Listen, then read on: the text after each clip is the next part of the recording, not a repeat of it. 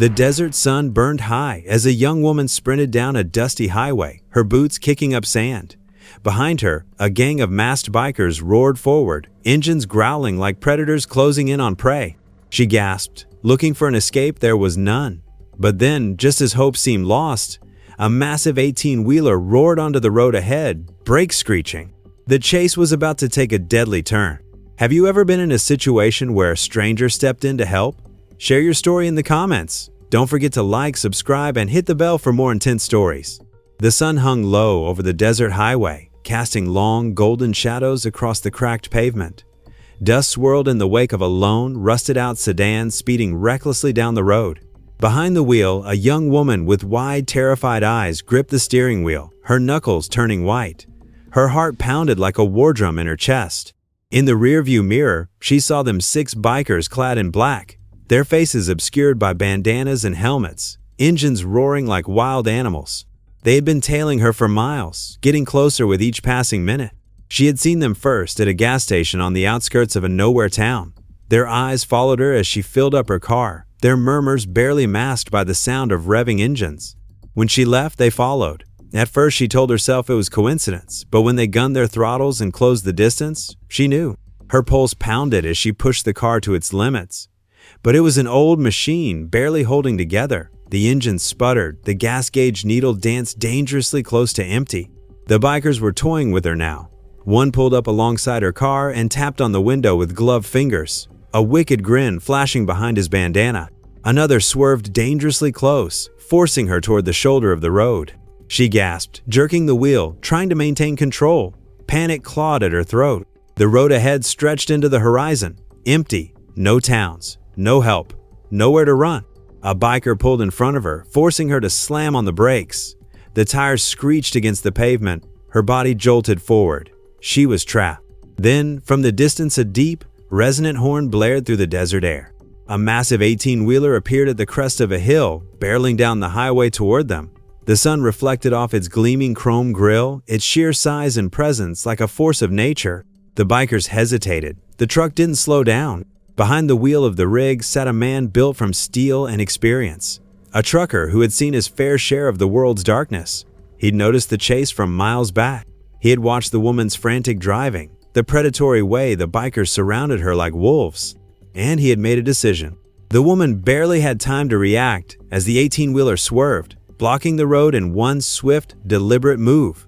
The biker skidded, nearly losing control. For the first time since this nightmare started, the young woman felt something other than fear. She felt hope. The trucker pushed open his door and stepped down, boots crunching on gravel. He adjusted his worn leather gloves and locked eyes with the lead biker. The road was no longer theirs. The lead biker revved his engine, a deep growl rolling through the desert air. His men followed suit, their motorcycles vibrating with barely restrained aggression. The trucker stood firm, hands resting at his sides, his gaze steady. He wasn't armed, at least, not visibly, but there was something about him that made even the most reckless of men hesitate. The young woman's breath came in sharp gasps as she clutched the car door handle, trapped between the massive truck and the ruthless gang. For a moment, the world stood still, heat waves rippling across the asphalt, the only sound the rumbling engines and the distant cry of a hawk circling above. Then, the lead biker spoke. "Big man," he sneered, his voice dripping with mockery. "Think you're some kind of hero?" The trucker said nothing, his expression unreadable. One of the bikers, impatient and itching for a fight, took a step forward. "Move that rig," he demanded, his fingers twitching toward the knife at his belt, "or we'll move it for you." The trucker finally spoke, his voice calm but laced with something cold. "You've got 2 choices. Get back on your bikes and ride out of here, or find out why that'd be the worst mistake of your lives." The gang laughed. A rough, cocky, overconfident sound. The lead biker tilted his head, his smirk widening. "I don't think you understand, old man. We're not the ones in trouble here." He snapped his fingers. 2 bikers broke off from the group, circling the woman's car like sharks scenting blood. One of them reached out and slammed a fist on the hood, making her flinch. Another leaned close to the window, his breath fogging up the glass. "Please," she whispered, barely able to get the words out. The trucker's jaw tightened. He took a slow step forward. "You just made your choice," he said. The bikers grinned, thinking they had him outnumbered. But they had no idea who they were dealing with. The air grew heavier, the tension crackling like a live wire. The trucker shifted his stance slightly, every muscle in his body coiled, ready. The bikers had pushed too far, and now it was time for them to learn just how wrong they had been. The lead biker took a step closer, squaring up to the trucker, his smirk full of arrogance. "You really should have minded your own business," he muttered, reaching for something inside his jacket. But the trucker moved first. In a flash, his calloused hand shot out, gripping the biker's wrist with a vice-like hold. A sickening pop followed by a strangled yell told everyone just how much force was behind it. The biker stumbled back, clutching his arm, his face contorted in pain. Silence. The rest of the gang hesitated, their cocky grins faltering.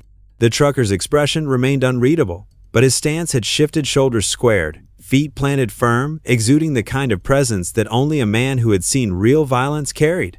"I tried being polite," he said evenly, voice like gravel. "But you boys just don't listen." One of the bikers, fueled by rage, lunged forward with a knife. Bad move. The trucker sidestepped, grabbed the attacker's wrist mid-swing, and twisted hard. The blade clattered to the ground, and in one fluid motion, the trucker slammed the man's head against the side of his own bike. He crumpled to the dirt. The remaining bikers exchanged uneasy glances. The trucker turned to them, rolling his shoulders. "Still feel like making me move?" The young woman, still pressed against her car, watched in stunned silence. The gang had gone from predators to prey in mere seconds. The lead biker, now red-faced and humiliated, spat at the ground. "You don't know who you're messing with." The trucker gave a slow, knowing nod. "Neither do you." The air grew heavy, thick with the tension of a fight that had already been decided. The gang's leader, now nursing a dislocated wrist, sneered through the pain, trying to hold on to what little pride he had left. "You don't know who you just messed with," he spat, blood trickling from his lip. The trucker smirked, cracking his knuckles. "Oh, I know exactly who you are. A bunch of low-life punks who pick on the weak because you've never met someone stronger." One of the bikers, still eager to prove himself, yanked a pistol from his waistband. But before he could even raise it, the trucker moved. A single well-aimed kick sent the gun flying, landing uselessly in the dirt. "You idiots bring weapons, but you don't even know how to use them," the trucker muttered. He stepped closer, towering over the man, eyes cold as steel. "You ever pull a gun on a man, you better be damn sure he's scared of you." The biker stumbled back, suddenly realizing that this wasn't just some random trucker. This was a man who had been in real fights, the kind where people didn't walk away. The gang leader gritted his teeth, reaching for his last shred of dignity. "You think this is over?" he growled. "We run this highway. You won't make it a mile without." A sudden whoop of sirens cut through the air. All eyes turned toward the approaching police cruisers, their lights flashing against the darkening sky. The young woman, still shaken but no longer afraid, pulled her phone from her pocket and waved it at the gang. "Live streaming's a hell of a thing, boys," she said, voice dripping with satisfaction. "The whole town just watched you get your asses handed to you." The gang leader's face paled. The trucker chuckled. "So much for running the highway." As the first cop stepped out of his vehicle, hand resting on his holstered pistol, he took one look at the gang and shook his head. Well, if it isn't our old friends," he said, voice laced with amusement. "Seems like you boys found yourselves in a bit of a situation." The gang was trapped. With nowhere to run and their reputation in tatters, the reality of their defeat set in. The trucker watched as their bravado melted away, replaced by the quiet, creeping realization that their reign over this stretch of highway had just ended. One of the bikers tried to protest, stammering excuses, but the cop just laughed.